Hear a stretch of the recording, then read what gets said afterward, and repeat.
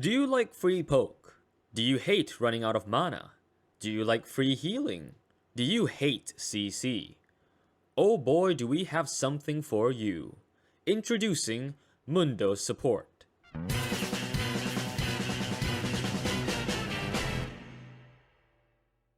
Welcome to Overlooked Pearls, a show where I test out strange ideas nobody spends their time thinking about. Today's topic, Mundo Support.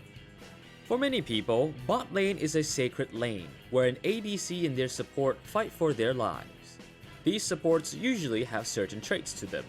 Good poke, area control, healing, buffing, CC, engage, peel, and cheap itemization. You can see some of these traits in the popular supports. Leona the Lockdown Queen, Soraka with the E-Girl heal, and Xerath with his bullshit. You know who also has these qualities? That's right, Mundo. He can poke, he can heal, he can peel, he uses no mana, and he can heal again but better. I don't know about you, but I think he fits the bill. Any sane man would say that Dr. Mundo is a bruiser and he belongs in the top lane. I, however, say nay. If Mundo can be in the jungle, why can't he be a support? Like I said, Mundo has the equipment to be a decent support. He's got health regen, making him resistant to poke. He uses no mana so he can spam his skills. He can throw cleavers to poke and slow down enemies. And he is CC immune thanks to his passive, making hook champions almost irrelevant and making Mundo a very nice meat shield. And while he can only heal himself, he can heal himself really well. Mundo's ult can turn so many fights by making him unkillable while at death's door. Combine that with his E passive, which gives him more AD the lower his health is, what people think is Mundo's weakest state is actually him at peak fighting condition. It might seem a bit plain and simple, but it is more effective than you think. For runes, I recommend Grasp of the Undying for that sustain and scaling. Follow up with Font of Life to heal your ADC, Second Wind for sustain against poke, and Revitalize to max out your healing. For secondary runes, take Approach Velocity and Boots. This gives you better engage speed and faster walking speed in general. Take whatever adaptives you need. I recommend attack speed, adaptive force, and health. Itemization, unlike the other ones, this one is going to be quite simple. Start off with Steel Shoulder Guards. Frostfire Gauntlet is the best mythic choice due to its cheap price and health scaling. The slow effect from Frostfire helps you stick to targets and helps secure kills. Complete boots after Frostfire. Go for Tabis for armor or Merc Treads for MR depending on the enemy team comp. If ahead, rush Tiamat for damage, it will help. Build one defensive item, either Bramble Vest or Spectre's Cow depending on damage type, then complete Titanic Hydra. Then you can complete Thormail or Spirit's Visage. If even or behind, go for defensive options first, like Thormail or Spirit's Visage. Build the other one next. Then get Titanic Hydra as the third item for damage and health. Other defense options include Deadman's Plate for armor and movement speed, Force of Nature for MR and movement speed, and Warmogs if you really plan on cranking up the HP gains. You're going tanky because Mundo is tanky. As always, build according to the situation. Mundo is decent early game. Take Q at level 1. His trades using Q is one of the most obnoxious things to fight early on. Always try to poke them with the cleaver. Most squishies lose a tenth of their health whenever you hit them with the cleaver, so keep the pressure up. It's also on a 4-second cooldown, so spam it liberally. Just watch your own health. Upgrade E next to smack minions into the enemy.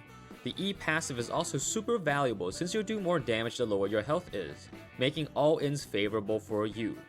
Upgrade W last since you'll just be using it during all-in engagements. Keep poking the enemy with Q and E until they're low. Engage when you're level 6 and when the enemy is around half HP. You can do tons of damage to them when you hit the low HP target with your E.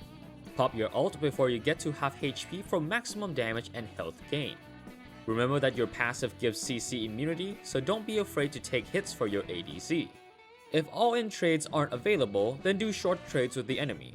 You can regen faster than the enemy and they can't lock you down CC, so make sure to keep trading and poking whenever you can, regenerating lost health and doing it again. The enemy can't keep up and are either forced to leave lane or die from an all-in trade from you and your ADC. Be wary if the bot lane has Ignite though, because Ignite will shut you down pretty hard. Come mid-game, you should have a finished Mythic and you should be a bigger wall of health now. Always try to look for an engage whenever your ult is up, since you'll have the advantage. But be careful, because the enemy team might have built some anti-heal items, and that will kill you quick. Try roaming to mid when you can. You might not have hard CC, but your cleavers have a 40% slow to them, and it can help kill immobile mid laners. You also have decent monster damage, so help out your jungler when you can. But for the most part, just stick with your ADC and act as a chunky wall of health.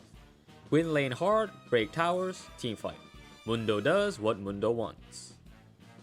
At full build, you are now able to out-heal Ignite and anti-heal. Teamfight 24/7. You are a big, chunky boy known as Dr. Mundo, and you're not gonna let anyone tell you otherwise. Throw cleavers, smack people, tank damage, ignore CC. Generic tank juggernaut teamfighting things. Nothing complex here. Play with the team, pew for your ADC, and win. Here are the pros and cons. Pros. Incredible sustain. Mundo has great sustain. He uses no mana, so he doesn't have to worry about spamming skills.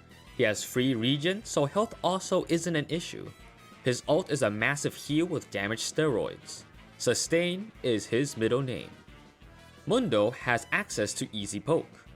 His Q range is pretty decent. That thing goes the length of one minion wave, which is pretty good. The cleaver flies fast, it's on a low cooldown, and it slows down the target. Great poke and setup for your ADC. Mundo does not give a single shit about CC. CC immunity is amazing, especially in the bot lane where most supports have some form of CC. Being able to tank a hit for your ADC without being locked down is great for trading and peeling. Cons. No hard CC. Not having hard CC to lock down a target is really bad for a support, since it will be difficult to set up all-in trades or peel effectively for your ADC. Mundo is a walking stat stick. Old Mundo was a stat check character. New Mundo is still a stat check character. If you are ahead or even, you are ahead or even.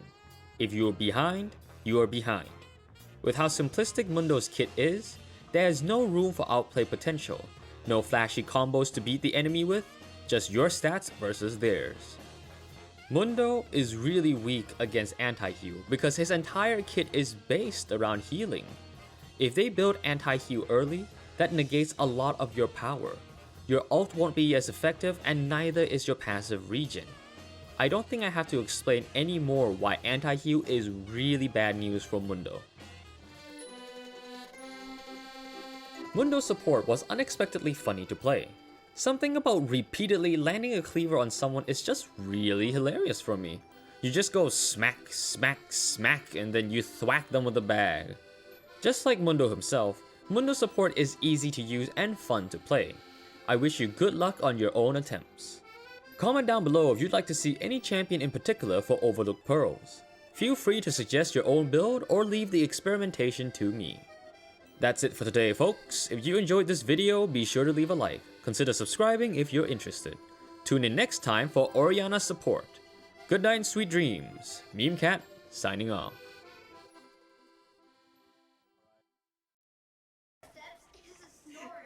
She was trying to... I ask you Oh, for okay. direction. Oh, shit. And you'd be like, it's right. Oh my god. But actually, it's a left. Oh, you gamer. He gaming.